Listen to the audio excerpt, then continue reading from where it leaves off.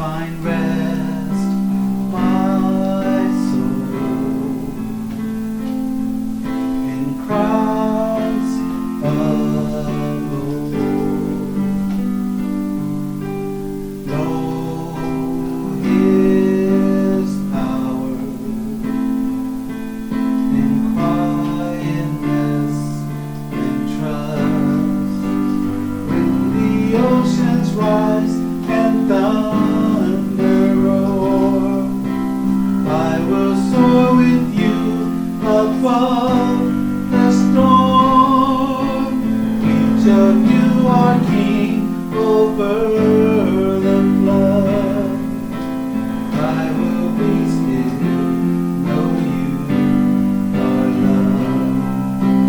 When the oceans rise and thunders roar, I will soar with you above the storm. Each of you are king over the flood. You can be still, know you are love. You can be still, know you are love. Watch the light. I'm getting ready to plug it in. Good evening, everyone. One more, Alan.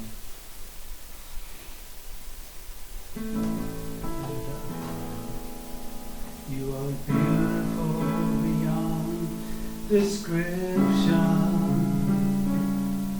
too marvelous for words, too wonderful for comprehension. Oh, like nothing ever seen or heard. You can grasp the infinite wisdom. You can fathom the depths of pure love. You are beautiful beyond description, pure majesty enthroned with love. I stand in awe of you. I stand in awe of you. Only us to whom all praise is due. I stand in awe of you.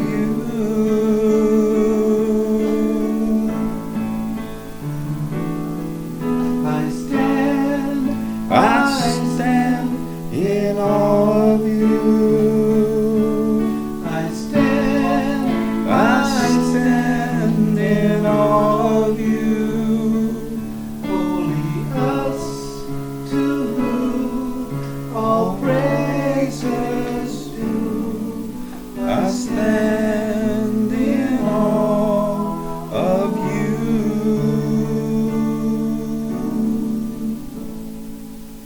Yes. I stand in awe of you. It's good to be back this evening and see everybody coming on. Nice to have Brother Allen here playing a song.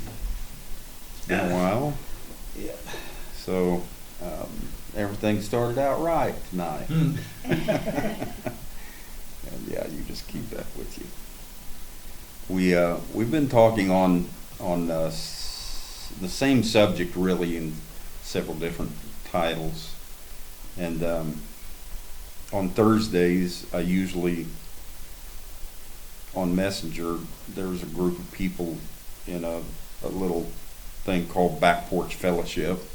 We're all in a group together, and I'll usually jump on there and say, well, going to have a Friday night, and if anybody's got any great ideas, I'm here to listen. So last night we had a real good discussion, and I wrote most of it down, or I copied and pasted most of it into a Word and printed it off. But I titled it something that I'm sure most people would have wondered how in the world I got that title from it. But I titled it for tonight, just for the discussion, A Time of Indulgence. I know that when you think of the word indulgence right away, it's not a positive word. It's not a word that you would use for somebody that's balanced, I guess, because indulgence is like an overdoing of something that maybe you shouldn't have gotten into. I think the Catholic Church, I wrote it down, I'm not sure. And indulgence, yes, this comes from the Catholic Church, which to me, you remember back in the 1500s, the Catholic Church wasn't making any money. They had to do something to make money. So they started selling indulgences. And if you wanted to indulge yourself in something, go to church that week and pay for an indulgence. And so you would, when you paid your money for this indulgence, then you were absolved ahead of doing it. Then you could go do what you wanted, and so the Catholic Church started making some pretty good money off of it. But really, that's exactly what most all denominations do. You go there, wherever it might be, and you pay your money. And those of you that pay your money, you're pretty well absolved, and you can go do anything you want. You've already paid for it through tithes and offerings and everything else. So that indulgence is kind of, according to the Catholic Church, it said an indulgence is a way to reduce the amount of punishment one has to undergo for their sins. So you pay to play. And so I got to thinking about it, looking at it, and I looked up some synonyms for indulgence. And some of the synonyms for indulgence were things like kindness, favor, fulfillment, pleasing, understanding, privilege, imputation. And I thought, these synonyms are exactly where we're at today. These are things that we're into. Kindness, love to one another, favor, finding favor. Love covers a multitude of issues. When you have favor with somebody, my wife has favor with me. And, I remember when we first got married, she was so young, so beautiful to me in my mind that she could say anything, she could do anything, she could show up dirty, she could show up stinking, she could show up any way she wanted, hair messed up or anything else. Oh man, I was in love with her. She was absolved to me. She had an indulgence in me. I couldn't see any wrong in her because I loved her so much. And a man that really loves his wife, that's what gets a lot of other men in trouble, is when a man really loves his wife and then somebody else just make a comment about her, about the wart on her cheek, or one ear's a little bigger than the other. Just make one little comment, and it changes your whole attitude about that person because you don't like the way they look at your wife, the one who has been absolved in your mind because you love her so much. So indulgence can mean a lot of things. It went on, it said it's the act of practice of indulging, gratification of desire, being able to feel free to fulfill your desires, the state of being indulgent. Indulgence is acceptance and allowance. I thought, that's us. You know, so when we were discussing everything yesterday, that just kept coming to my mind is how that we are in a time of indulgence. And I'm not talking about, indulge yourself into anything under the sun and do what you want and you're going to be okay. You could do that if you want to waste your life away that way. But indulgence at the same time is something very satisfying, something very gratifying, something that is full of kindness and love and acceptance.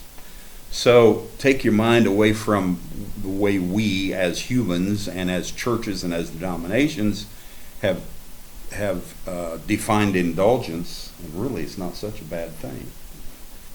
We should be a lot more indulgent with one another, being able to accept us, being able to love, being able to absolve, being able to have no punishment when somebody crosses your line of principles or path. That not having punishment or anything, just showing total love and acceptance, being indulgent with one another. So we were discussing last night. I had written for the Friday fellowship. I was thinking about the whole concept of what are we doing here? The 5 W's: who, what, where, when, and why. If we have come here with a more important entry than purpose, then what is that importance? If we've surpassed purpose, and purpose is not our reason for being here, because we have come to an understanding that pleasure, goodness, fellowship, these things are more important than purpose. I think when we were in that dispensation of creation, which was, I don't know how many millions of years, but we created all the stars, the universes, and the galaxies, and the planets, and the earth, and all that's in it, and all the animal life, and the botany life, and the fish, and the fowls, and we created everything, and it was a long, long, long, long dispensation of creation. 6 days, however long those days are, I don't know, but 6 days of work. And then in the 7th day, we rested. And so in that time frame, I think purpose was all put into that. There's a purpose for every little detail that we created, every little thing that we created. All the purpose was put in there. Now, you're not going to sway the purpose. You're not going to take away from the purpose. You're not going to add to the purpose. The purpose is finished. It was put into the creation, I think. You're putting it before the fall in the garden? Yeah. Okay. Yeah, it's got to come before it. Everything is made for a purpose. Yeah. For a reason. Okay. You got to have your purpose figured out before you can follow through with an action. Yeah. That's right. Otherwise, everything is by chance. Yeah. It's where the day takes you kind of philosophy, and I know we didn't start out that way. So, predestination, election, purpose, all of those things were in the pre-creation and creation time, before we stepped into anything. So, if the main goal here, if the the importance of being here is not purpose, then what is the importance? Just wondering. We talked about good pleasure, enjoying our things from the creation days, and all these things. And so then Alan wrote back, and he said, to help get a discussion going on what do you mean by the sentence, if we come here with a more important entry than purpose, what is that importance? So he was asking what I meant by that. And I said, most people think that we came here for a great purpose or an eternal purpose. What if something else was more important? Once we're done with all the pre-creation and creation, what if something else holds more importance than purpose? What is that importance? Most people think that we come here for a great purpose or an eternal purpose. What if something else was more important than purpose, and that's why we are here?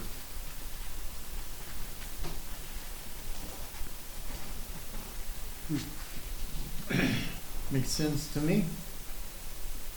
I think we're here to enjoy life. Why would you create all these things not to enjoy them? That's true. Anything created is created for an experience with that, whatever it is. And therein you define how you feel about it. Yeah. Because understand, before all this, the intellect, the mind was there, the knowledge was there, but there was not one feeling. So all of this is put together through what I kind of call the 6 ages, or they call it 6 days. I say 6 ages of creation. Yeah. The whole thing was to reach a point to where everything that was created can now be experienced to feel it now. Yeah. And feeling it is a purpose. Now, once you start to feel it, then what's left? What goes beyond the purpose? Enjoying it. Yeah. It's like Clarence Larkin. If you study his things, I studied him for years, and he was calling it 6 dispensations of creation, because every dispensation held a different part of creation, and so I kind of like that. But yeah, we had those, and then all of the predestination and all of the election and all of the purpose was enfolded into that. But now we're done with creation. We're done with election. We're done with predestination. We're done with purpose. What is now? Thomas Douglas wrote, yes, that was finished in us, the great fountain of life then, the great fountain of life. Then we brought all things to reality, moment by moment. That's good. That's right. Moment by moment, just bringing all that we did to our senses, our enjoyment. I wrote this. I said this to a talk show host, podcast celebrity, and he and I write back and forth some. He's very, very famous. And I said to him something, and he was rather shocked by it. He was talking about ego, and how that ego, there's a higher self, a lower self. You know all the teachings about it. So I wrote into him, and I said, what if there's just self? And so I wrote, I really enjoyed your discussion. Excellent points about ego, and he was saying, above all things, we're here to fulfill our purpose. So I said, I really enjoyed your discussion. Excellent points about ego and purpose.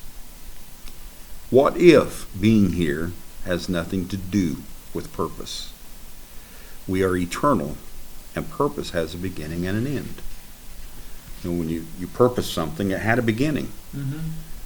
And then when you have fulfilled the purpose, it's ended.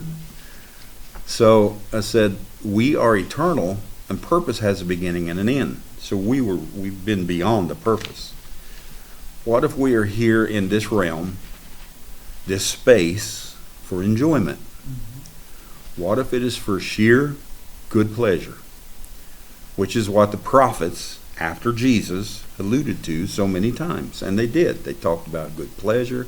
They talked about enjoyment. They talked about all these things that we have in Christ now. We came through a span of time, a dispensation of creation, wherein we created all things. However long that took. There was 6 dispensations of it, and who knows how long it took. We created all these things. Now we've moved past the creation dispensation and into a time of enjoying and having some good pleasure in what we've created. The real deal here is rest, relaxation, enjoyment, and pleasure in life. If we can drop the purpose mode and just enjoy what we have created as gods, then the ego can be seen differently. Everybody looks at the ego as a bad thing. Mm-hmm. The ego can be seen differently. It's not ego at all. It's pride and respect and admiration and amazement for the things that we've accomplished. Mm-hmm. So some people may get their feelings a little twisted, but the whole concept of ego comes from, man, look at what we did. Look at how perfect it is. Look at how good it is. Look at how it functions. Feel it. Taste it. Enjoy it. And it brings a sense of pride and brings a sense of respect for yourself and everything you did. And it brings, you stop looking at it as ego, like that guy's full of himself or that, and it's not that at all. It's a movement of the spirit that's saying, wow, look at this. Isn't this beautiful? Isn't this neat? It's like, jumping on your first roller coaster ride. And you say, whoo, man, that was some neat stuff. Well, we jumped into our creation and it has wowed us. It has amazed us. It has been everything we expected and a whole lot more, and that's brought on what most people don't know how to handle, and it's called ego. Ego is pride, respect, amazement, excitement with the things that you did, and therefore you're full of yourself. Well, maybe we need to be full of ourselves. But when we look at it like that, it brings a whole new thought and concept of why we're here. So the iniquity that Adam found within himself was not a bad thing. The iniquity took them out of a state of purpose into a state of enjoyment. Yes. Because without iniquity, they couldn't enjoy anything of the purpose. They couldn't enjoy anything in the garden. I mean, they enjoyed it as if it was created for perfection.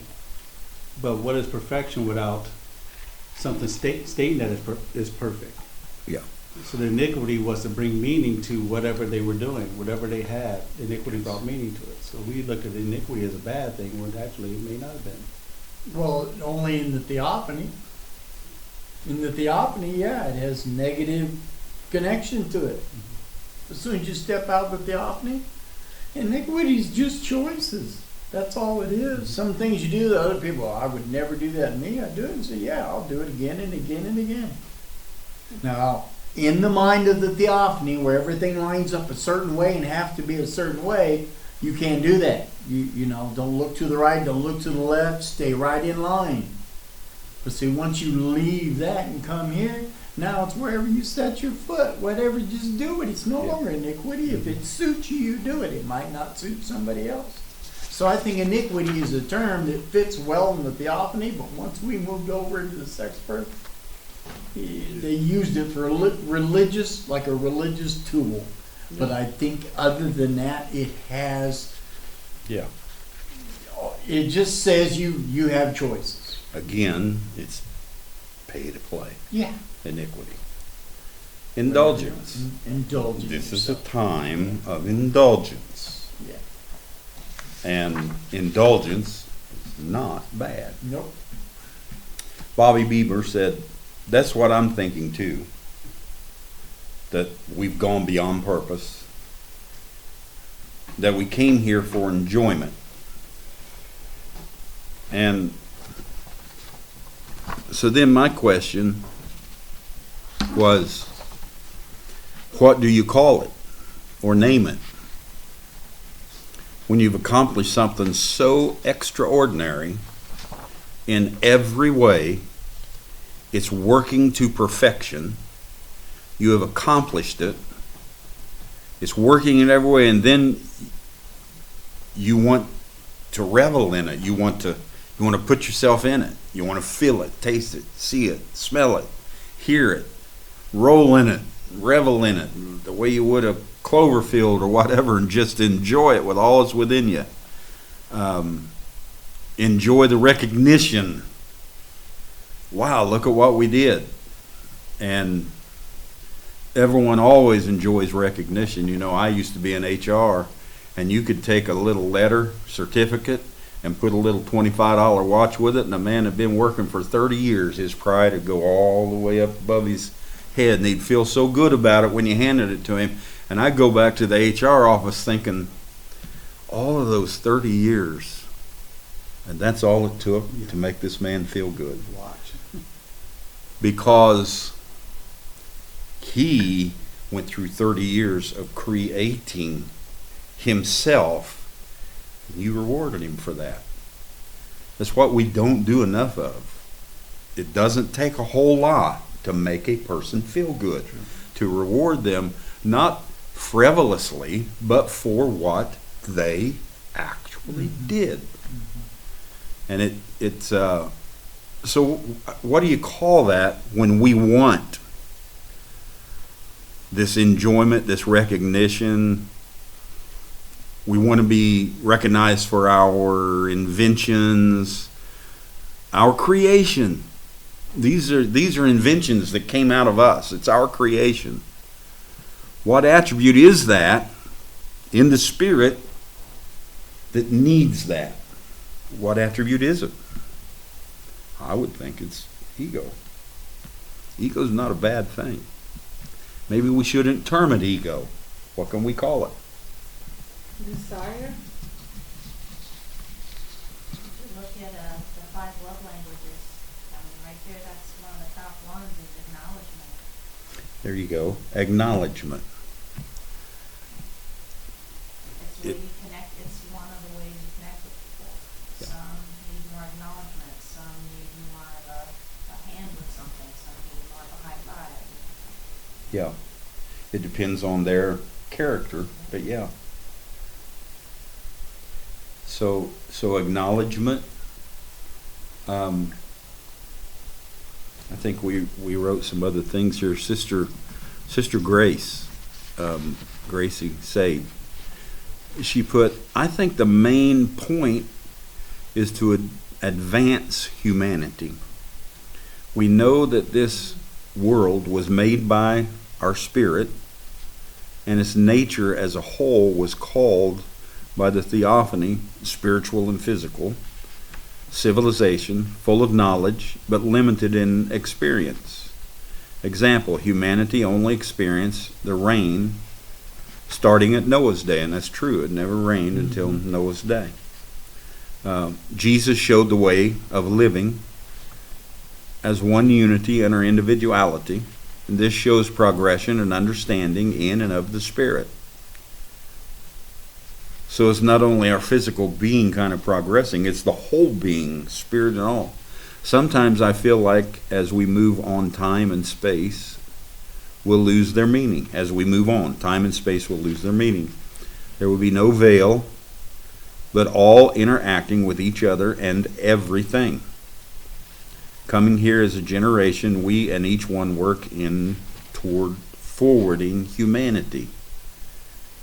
Yes, their enjoyment is acknowledged, but advancement may be the issue. So, acknowledgement, and through acknowledgement, there's, if you're just looking in the corporation, there's two things that happens to an excellent worker, and that is you acknowledge what they've done, and then you promote them or give them advancement. So that's exactly, maybe not all of, but that's certainly a big part of what we stepped into after the dispensations of creation, is acknowledgement of what's happened and advancement. Maybe, I'm just thinking off the top of my head, maybe certain people showed up at certain times because in our time of theophany and all the creation, they were the ones that in those times brought that recognition or brought that part of creation to be, and they came here from another world, from a theophany civilization, to be rewarded, acknowledged, and advanced. Could be. I think everyone chose what time. You chose your purpose.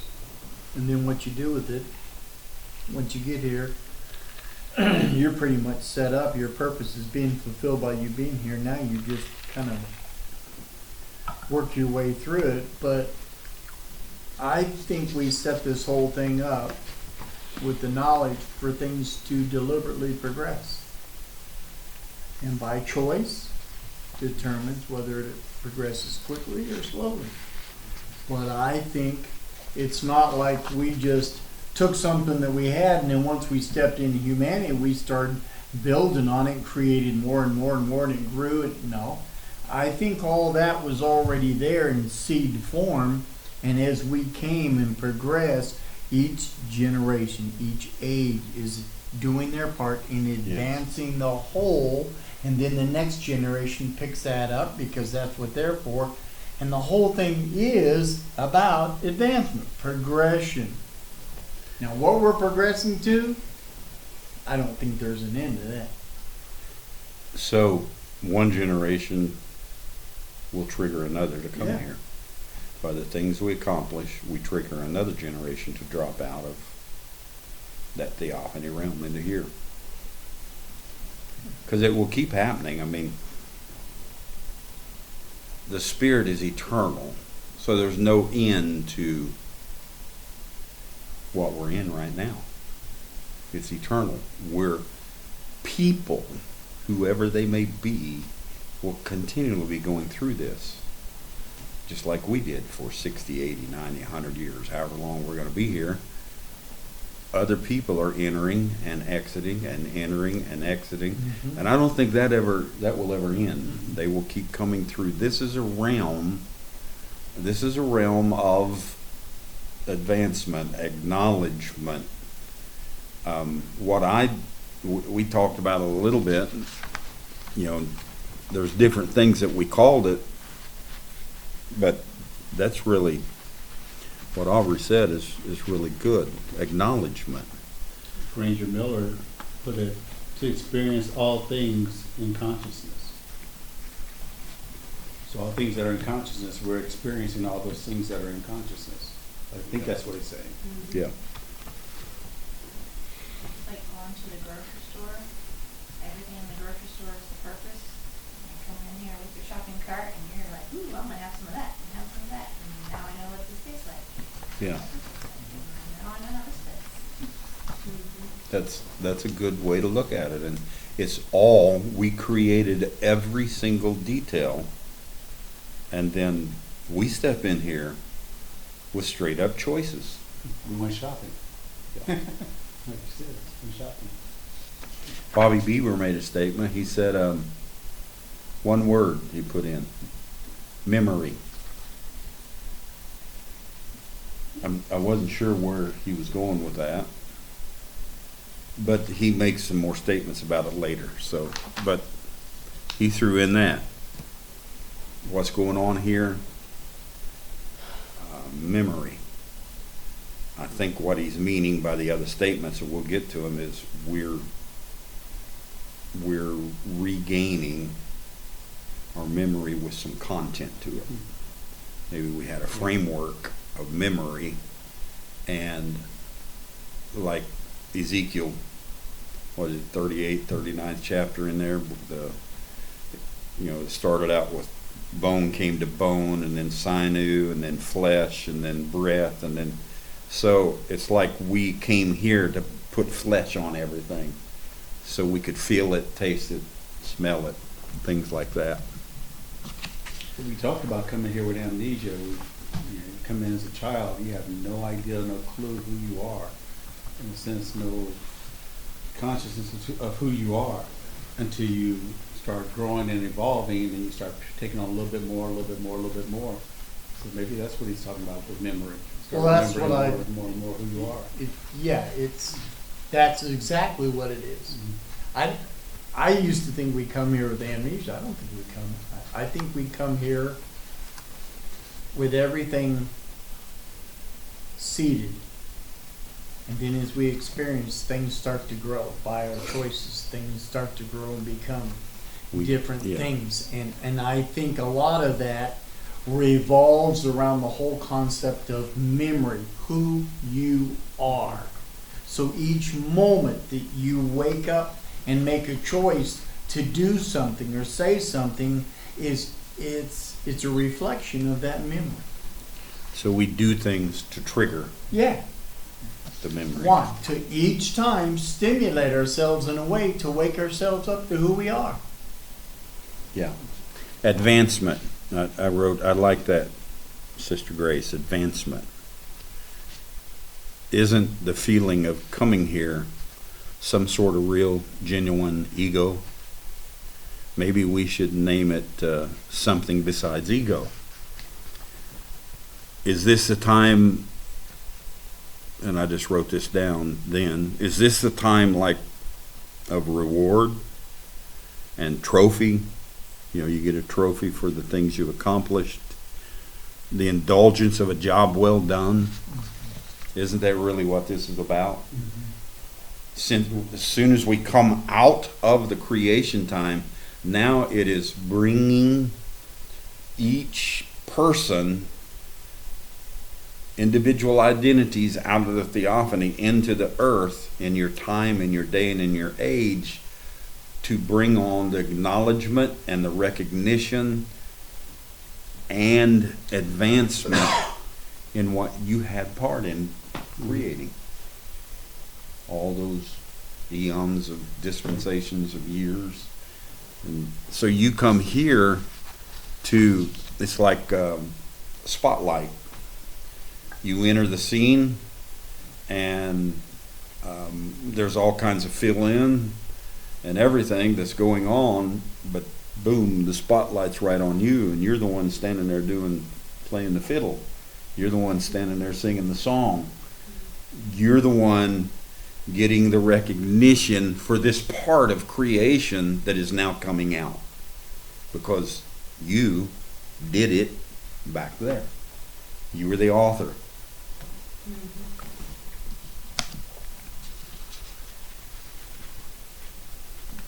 Can we call it our glorification, Bobby Beaver? Receiving our reward here, or glorification?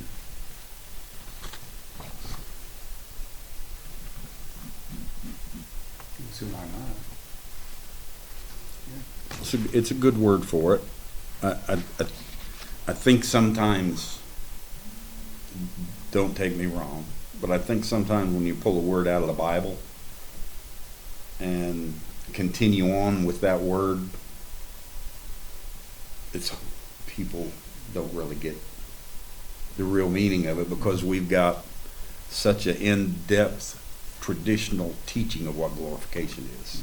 So you lose the context. It's hard to update this dictionary. Yeah, that's true.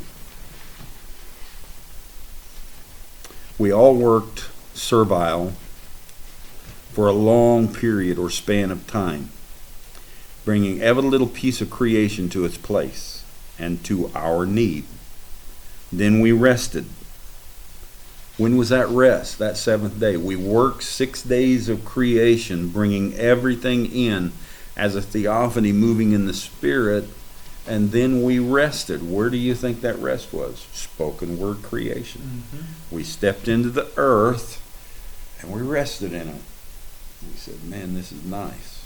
This is Eden. This is glory. This is utopia. And we rested in it, and then on the 8th day, we stepped into our work to indulge ourselves. This is a day of indulgence. To indulge yourself, enjoy and revel in our masterpiece. We created a masterpiece. And we don't just want to look at it and say, look at that, that's a good masterpiece. We want to get in it. We want to feel it, and we want to play everything can be played in it. We want to act everything can be acted. We want to eat everything can be eaten in it. Everything right down the line. We want this masterpiece to be us. So we did that for our indulgement. 6 days of creation, stepped into spoken word, and then on the 8th day, we began to live in our masterpiece. Ego is not a bad thing. It is pride. It is joy. The amazement of our work. That's what we're doing now. Call it. I liked acknowledgement. I like those things. It's like rolling a car off the assembly line and putting a stamp of approval on it. Put that stamp on it. And then we talked about it and said, yeah, well, okay, maybe that's what's going on. This is all about after the creation time, after the rest time, we came into where the rubber meets the road, and we began to, it's a state of approval, like, yeah, this part works, put your signature on it. Yep, this part works, put your signature on it. And so you're putting your signature on everything that's good, everything that's working, like a worker does when, you know, you get a hat and it's got a stamp on the back of it that says Inspector 31. It's to tell you this has been put together exactly the way it was supposed to be. So maybe that is our process here now, is a whole process of approval. The purpose is to make the vehicle, but now that the vehicle's made, then what? To drive it, to use it, to enjoy it. Purpose is over. Car's built. That's right. Not climb in the thing and enjoy yourself. That's it. And you know, yep, the engine works, this works, that works, the little remote works for the windows, the seats, where they feel great, they go up and down, this works, that one. It's just like you're putting your approval on everything that you created. You're getting into that part, and you buzz it, and you do this, and you do that. You say, yeah, it works, that's nice. You need to know how all of it feels, how it Yeah. makes you feel. Yeah. Glorification is a good thought on it. But maybe go further than that. Jesus, when he stepped into the River Jordan, he received a stamp of approval. At his baptism. Mm-hmm. Boom. This is my beloved Son, in whom I am pleased to dwell. A stamp of approval on sonship. Here is all of my mind about how sonship works. So you could say it's acknowledgement, advancement, approval. This is my beloved Son whom I'm pleased to dwell in. Is that what we're doing here?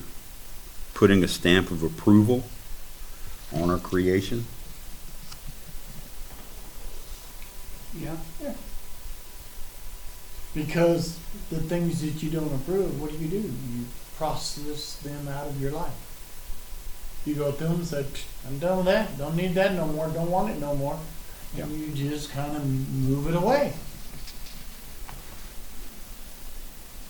And the things you approve of, you try to hold dear to you, as we do as humans.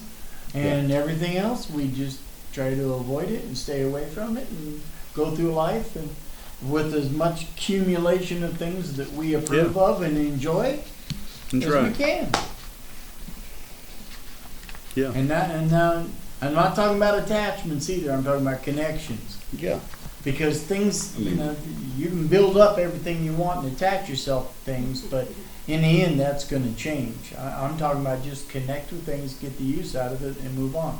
This Coke, once I'm done, this plastic bottle has no more use. I'm done with it. Yeah. And it moves on. You're going to throw it somewhere and it's going to be recycled. Yes. Yeah. It's kind of like me for the next 4 years. I'm just going to kind of use it for what it's worth, and I'm going to watch Gunsmoke and other things instead of the news, and and just move on, enjoy it. Yeah. I'm not going to fuss about it, no matter what takes place. When winters come, we've got 4 years, and we'll get good. I assume that the stamp of approval's on whoever goes into that office. I have to know that the Spirit of the Lord is greater than any deception or cheating or anything else. The Lord puts the person in there. There ain't no devil out there putting him in there. He's in there because the Spirit of the Lord wants him there, whoever that might be.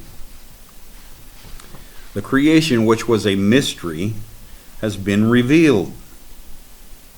The purpose of the testaments, sonship, the mysteries have all been revealed. Right down the line. Sunset Mountain called us to the wedding supper. Took us into the cloud. We went to the wedding supper to open the crowning of all those testaments. Old Testament, Second Testament, Third Testament, all back through time.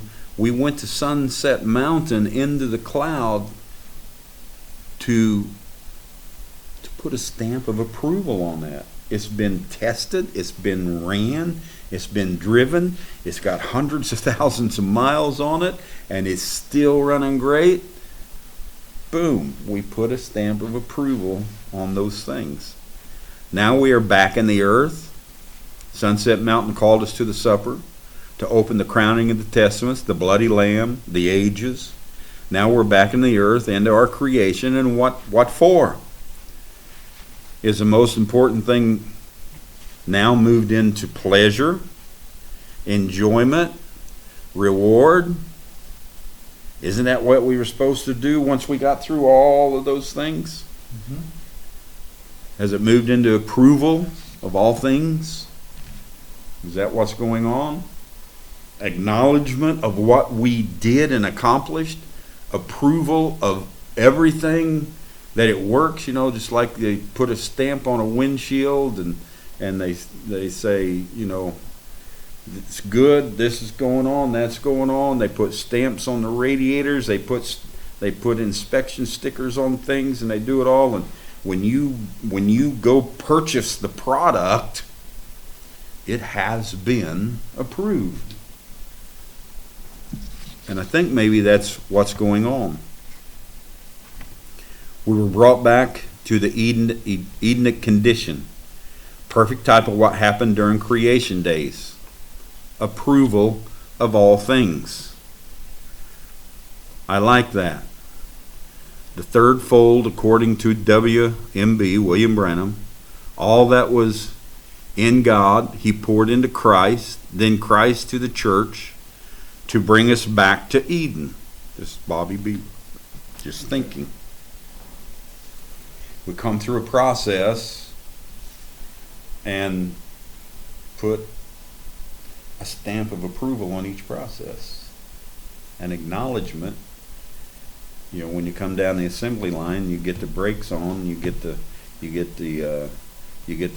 body put together, and you get the engine put together, and you get this put together, and you get that put together, and you get all the ignition and all the wiring and everything else, and everything comes in, and it just keeps coming in, and it keeps coming in, and it's approved, and it's all put together, and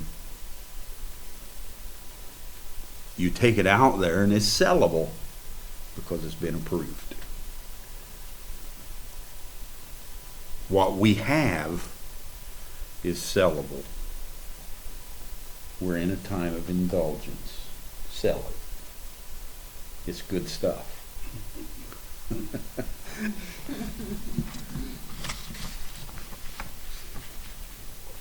The fact that our reality today is so much different from all the past ages before us, I think this calls our responsibility to understanding, adapt to our reality, then reward, pleasure, enjoyment, and approval of all things.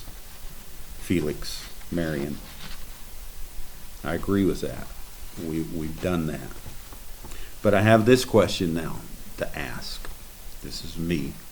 I'm just asking this question. Now my question is, what are we approving?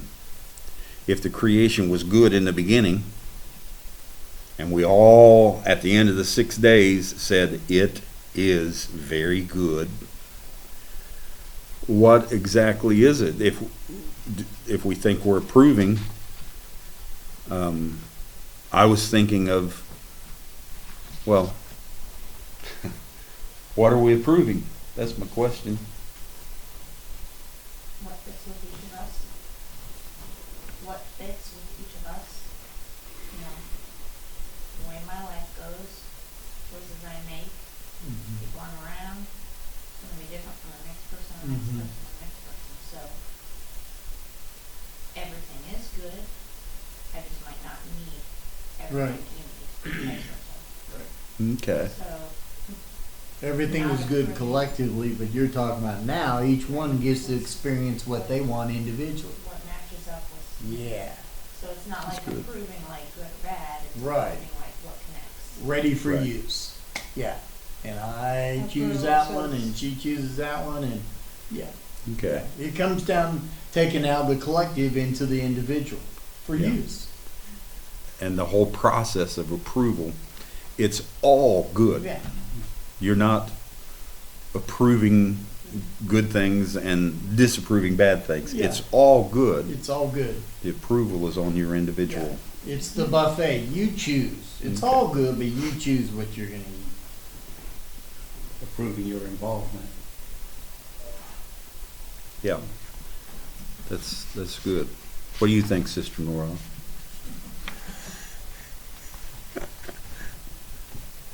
Me, it didn't happen from the beginning, all through the world. Yeah. Are we any different from the beginning? Yeah. What gave us the knowledge to do this? I mean, where did that come from? Good question. Yeah. In the beginning, but what was the beginning that let us know? Yeah. Where did we Where did the beginning come from? where did we get the knowledge to articulate and put all this together? That's what I was applying towards iniquity. You just gave an understanding of what I was trying to say, and I couldn't think of how to say it. Was each, from the beginning of first one, whatever had their own way they lived or what they've done, is theirs any worse than ours? You know, it's all a choice of human beings, some Yeah. people are. Yeah. I don't know. Yeah. That's a good. That's what my parents says, another world to me, but it wasn't to them. That's right. I guess you could sing the song, he was there all the time. Yeah. Waiting patiently inside. Yeah. I don't know. Yeah. I was thinking, this is my thoughts on it, approval. I was thinking of the inspector of the boxcar. Remember William Branham in the SEALs? He talked about the inspector at the end of the line. And the inspector, what was the inspector approving? He wasn't looking inside and saying what's good or bad. That wasn't the approval. The inspector was just putting his approval on the fact that everything that was inside the boxcar was there, intact, and works. So we all have that inspector in us. We approve the seal that the thing has come to its destination and is ready to be opened up. We approve the fact that it came all the way down through time, all the way across all those tracks and all those states and everywhere else, and it made it to its destination. And that's the approval that an inspector puts on it, that everything is intact, making sure the wholeness at the unsealing and the approval. We aren't approving creation, nor are we approving our part of creation. We have opened the seal, taken the goods from the boxcar, and are enjoying what was shipped to our destination and taking what fits us, enjoying it. That's what we're doing. That's what Sister Aubrey said. We're all different, and everything was sealed up in the boxcar. And when it hits your destination and it opens up, you know, I know this is a crude example, but some people show up with a cup, and some people show up with a bucket, and you get what you want. When you step in there, you can fill your cup up or you can fill your bucket up. It's your approval. You're approving what you want in your life.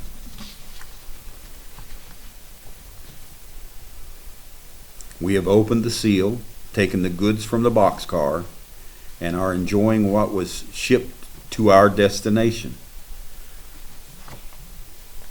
And to know that we could transport,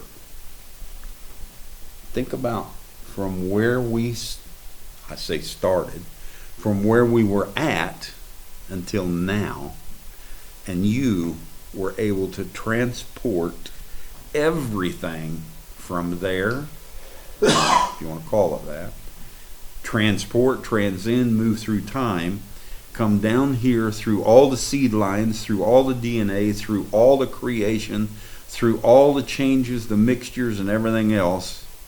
You come down here and you raptured everything with you. These goods come through time on the inside, and they're perfect when you begin to unwrap them.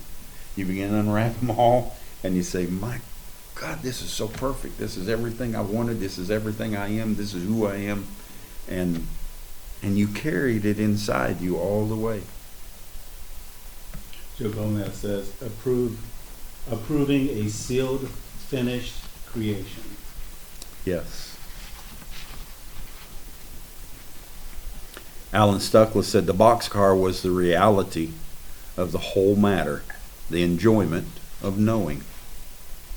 When you open it up, it's just the enjoyment of knowing, of participating. I put in there, nothing is missing. We are happy, we are proud, we're lifted up, we are esteemed, we are praised, and we're using it for fulfillment or indulgence, what all of our goods were sent here for. Talk about a real ego trip. Oh, they don't even understand what ego is. They have no idea what ego is. When they talk about, the gurus, and you got to get rid of your ego, and you got to drop that lower self, and you got to get into a higher self. No. This is me. This is us. And our ego is the amazement, excitement, respect, love, all the things that we have, pride, all of these things that we have toward what we've accomplished. It's a great feeling. It's all good. All of it. It's all good. I just realized when you're explaining that, there'd never be a connection with people without that. If you're not at peace and happy and enjoying all these things and wanting to share them, it wouldn't be the same. Right, if you get rid of that, but you're just going backwards. That's right. To say, those are things I have to move out of my life. No. Those are the things that give me a fulfilled life, a life worth living, a life of worthiness. I don't want to go back to exclusion. I like inclusion. I like inclusion. That's right. That's true. Absolutely. Nothing missing. We are not broken. That's all you hear, you know. We first have to be broken and then put back together. That is a delusion. That's all that is.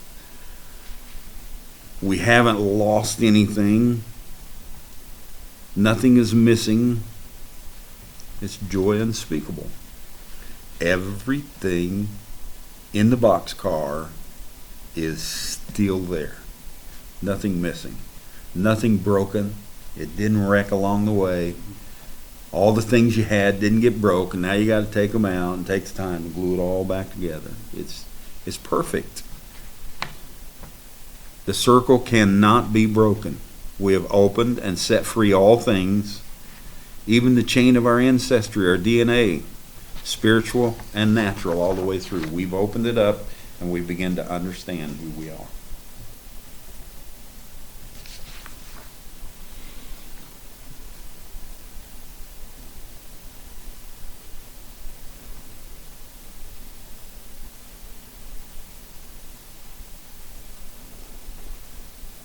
So by understanding who we are, we're creating our life.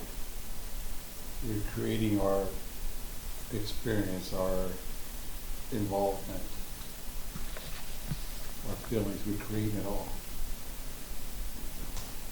We're taking the other half of the Chinese ticket, and we're matching it up. Okay. I think if we are understanding and adapting to the reality of our age and time, then it is evidence that we are approving all things in our age and in our time, including the chain that led to our day.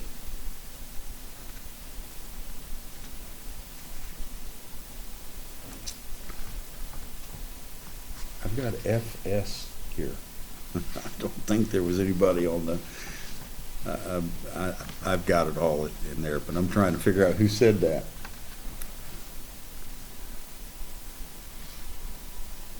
I know Felix was on there. Angels never knew the joy that's mine. Spoken word bodies. Mm-hmm. Never knew the joy that's mine. Angels, spoken word bodies. First, second, third testament never knew the joy that's mine. Mm-hmm. Because the boxcar got unsealed now. And we are taking a look at everything and understanding who we are. Should we be approving all of our experiences by the reward of experience? Maybe that's part of it. We are approving all of our experiences by the reward of experience.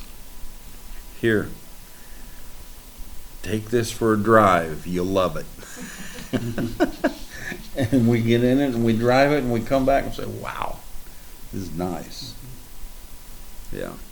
If I had the money, I'd buy this. Well, you've got the money. You've got everything. It's all yours. Maybe we are approving love Adam, Eve purposely gave meaning to the paradise, and the so-called fall in the Garden of Eden was not a fall at all, but a lifting of humanity into another phase of creating all aspects of love. They enjoyed the paradise. We happily fulfilled. We were content, but that was all automatic to them. The theophany civilization evolved as far as it could go, but knew there was more to the existence, more to their expression. Adam and Eve made the first step of giving meaning to the knowledge of love. For the thousands of years of our recorded history, we have given the blessed opportunity to create all aspects of love. Every act is an act of love. Now, in 2020, it is our time to create an enjoyment aspect of love, create the happiness aspect of love. Humanity has evolved through the hell it created, and now it is our time to evolve into the love that we are creating. I am that I am. Love. Boy, was he long-winded. We're in a time of happiness. We can call forth, create it, manifest it, enjoy it. No longer a matter of choice. It is who we are, what we are. We have made ourselves happy in all things. Brother Felix said, we actually approved love. If today we are to create enjoyment, an aspect of love, we actually approved love. I wrote in and said, yes, the Holy Spirit approved sonship in Jesus Christ. We approved love in us. Or you could say we approved sonship in Jesus Christ, and we approved love in us. We are the ones doing it as we're coming through. And now we've come to a time of approval, or a stamping, or a saying. We look at us as a whole, and we are actually speaking the words, this is my beloved us, in whom I am pleased to dwell. I'm enjoying it. I'm pleased to dwell in it. It's everything that I ever wanted. You know, I think when I wrote that, what I was thinking was, you know, if you take the theophany civilization, everything is in somewhat of a perfect state, or a state of love, absolute love. Adam and Eve, or whoever it was, decided that, you know, we need to take this and do more with it. We can't just sit here like this.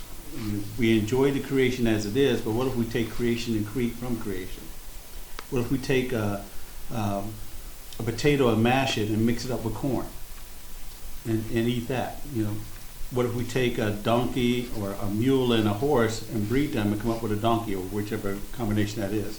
Yeah. What if we take creation and change it, or create something new off of creation? I mean, it's not really new, but it's because you're taking both elements of creation. But I think the love creation was meant to be taken and molded and evolved to fit our individual wants and needs and happiness. Yeah. To be expanded upon. To expand it, yes, exactly. And that's what I was getting at with the love. Everything is act of love. Everything, whether we go out and kill 100 people or we go out and bless 100 people, it's all an act of love. And that's what we've been doing throughout creation. And each age, Abraham, Noah, wherever, all the ages has expressed their love for their age. They went so far, so far, so far, so far. Yeah. Now we're at this point, we're looking back and seeing it was all an act of love. All of it. Yeah. Maybe to them it was an act of purpose, or act of, this is what we need to do. We're like, no, you did it because your love for whatever. So that's what I was getting at. Yeah. Kind of like a botanist.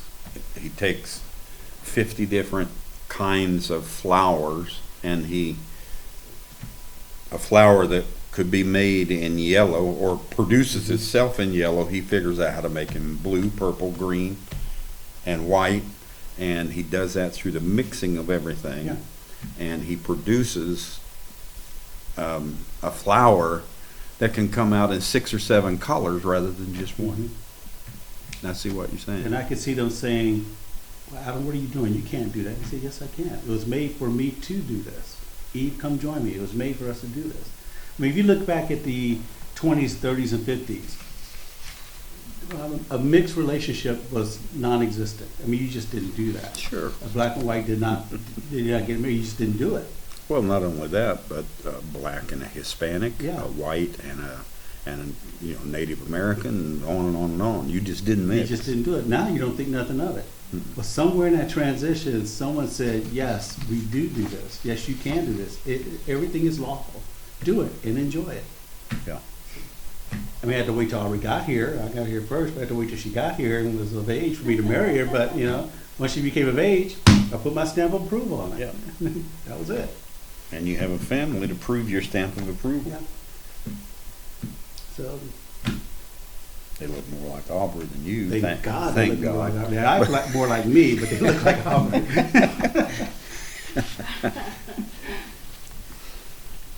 Brother Allen wrote this. He said, how do we rest and enjoy the works of our hands throughout time? Throughout time, thinking of time. We have a history of wars, bloodshed, crime, dictatorships, etc. You just go on and on and on. Now we look forward into a world of unrest. How do we rest? Knowing decisions will be made to affect our everyday lives. How do we enjoy knowing decisions will be made to hinder our enjoyment? We know it's going to happen. What do we do? How does us collectively handle this? And that's a good question. Brother Alan Stuckless said, we just relax and enjoy our creation, our love, and our progress in the reality of us. That's true. That's the individual side of it, is you just relax and enjoy your part Yeah. in what's going on. Because as far as the collective, you can only connect to so many. The total collective, you're never going to connect to or see what they're doing most of the time. So it comes down to more about the world that revolves around you and the connections you have. And so there it becomes more of a personalized individual. Joe Gomez, and he comes at it from a different angle, which is really good. Our pleasure and enjoyment here is already an expression of approval. Very true. Yeah, the very fact that we enjoy it and have pleasure in it is already a stamp of approval. I think one of the other brothers said we're approving love through the experience of it. Mm-hmm. I agree with that. To your question about how do we handle it, I wrote this. Sometimes it is differences just to let us know that our love and joy cannot be taken away. Mm-hmm. Many things happen to us to let us know, wow, nothing can move me. If anything can move me away from this great understanding, that thing that just happened to me could have did it. But nothing can move me. Mm-hmm. Sometimes the differences is just to let us know that our love and joy cannot be taken away. Though we slay us, Job said, though you slay me, I say, though we slay us, yet we will trust us. Paul came to that realization, neither death nor life nor anything else, anything can ever separate us from the love. It is for our realization that these things happen. It's not that your love is tested. That's not the issue. It is just for you to have a consciousness and a realization of how deep your love goes, that nothing could move you off of that. That's why some of these things happen, and that's how I handle it. I look at it and I say, man, what a depth of love, what an understanding to be able to make it through this and be standing on the other side, looking back, and still hold such a deep love. It's all found within us, Brother Allen. That is how we cope with it. Think about this. There is a depth of iniquity in us where the seat of Satan prevails. We know what Satan is, his processes. There is a depth in us, a depth of iniquity where the seed of Satan prevails. We only need to turn inside with a little bit of vicious, a cycle of anger, revenge, retaliation, yielding to fear, shame, apathy, to make that thing flourish within us. We all have it. The seed of discrepancy is within us all. It is a part of life that I seek not to partake of. And when I do, I travel on that road as fast as I can and get off of that road. But it is in us all. And some of the greatest men on the face of the earth were some of the men who sat down in the seat of Satan and let that flow of indulgence to the vicious anger side destroy literal millions. It's in us all. We just don't want to go there. Right. We don't want to do it. And when it happens, we say it is for our viewing, for our understanding, for our acknowledgement of what we have accomplished, to where we don't enter that realm and enter that place. We have our responsibility always, and that is to create the atmosphere of enjoyment. And yes, we let this happen so we can enjoy all creation. So we let these things happen throughout the earth to feel the depth of our love, know that nothing can take it away, and for our development, growth, and understanding.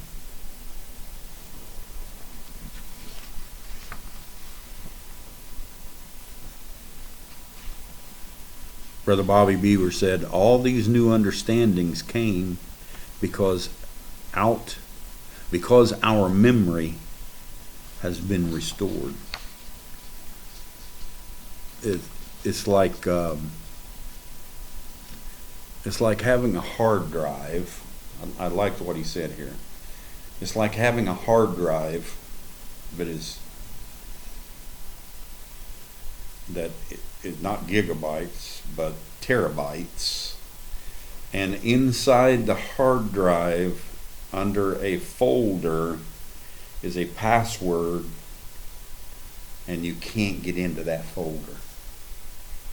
And you work in the hard drive that you have for centuries and centuries and generations and generations. And then there's a generation that comes along and figures out, or it is given to them through their natural spirit, it's given to them, they know the password to that hard drive, to that folder in that hard drive. And they put in the password to it, and boom, it was in there all along. But it was in our memory, it was stored, it was there, and a generation comes that either figures it out, or it's in them, they are the password, and bang, they open up a whole new world. That's what's going on right now. Our memory has been restored.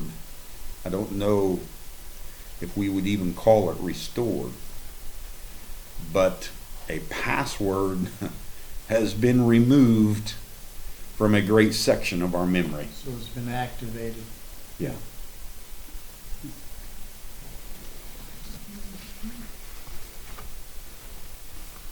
Yes, our memory has been restored, or I like that. Nothing can separate us from the love. We can now enjoy all of creation. We can create the atmosphere of enjoyment. All of these folders that laid in our memory bank that we could have never opened down through the ages, we're now free to open. We're now free. It opens up to us, and we are moving so fast into a brand new world. A time of indulgence. We was over here for generations and generations and generations, and inside there was a folder, and we became the password and opened them up. And now it's a time of indulgence. Get into it. It's yours. It's free.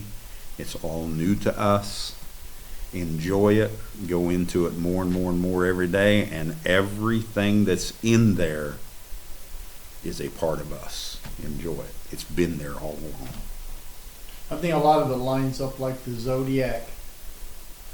You know, you might see flashes of the Aquarian activities in the Piscean age, but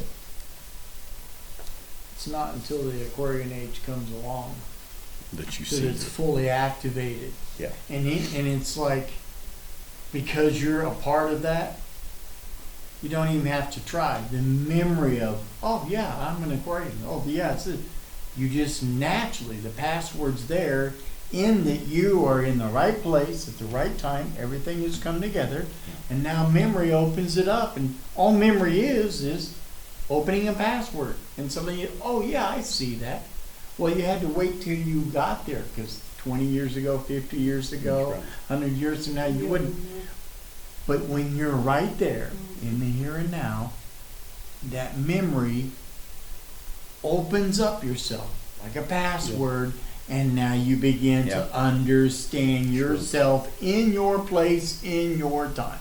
And you, like Sister Aubrey said, you update your dictionary. Yeah. You put in a whole lot of new words, or you put a whole lot of meaning into the words that were there. I think look at it like this. 100 years ago, if I said, yeah, I've got a mouse in the house, you only had one thought. That was a mouse running around on the floor. But now when I say I got a mouse in the house, Computer mouse, what type of mouse? A toy mouse. Depends on what kind of mouse you're talking about. yeah. Update your dictionary. Update the meanings, all of the meanings, and come to what our understanding is today. When you say glorification, I was laying in the old hard drive. We used the word glorification forever. Yeah. But what is it now? Acknowledgement and advancement and understanding and approval, and you just keep going down the line at all these things. Indulgence, we said, indulgence is a horrible thing, but now we look at it as kindness and favor and fulfillment and pleasing and understanding, full of privilege. Indulgence is imputation. It's a great thing. We just need to update the dictionary. Dictionary, great.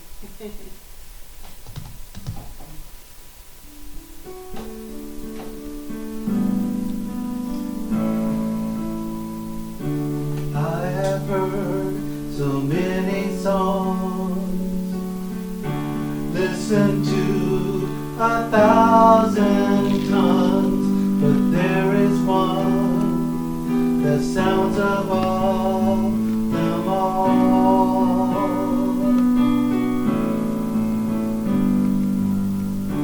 Your song, your love, you sing it over me and for eternity is written on my heart. Heaven's perfect melody, Creator Symphony. You are singing over me your love song. Heaven's perfect mystery. King of love has sent for me. Now you're singing over me your love song. Your love song.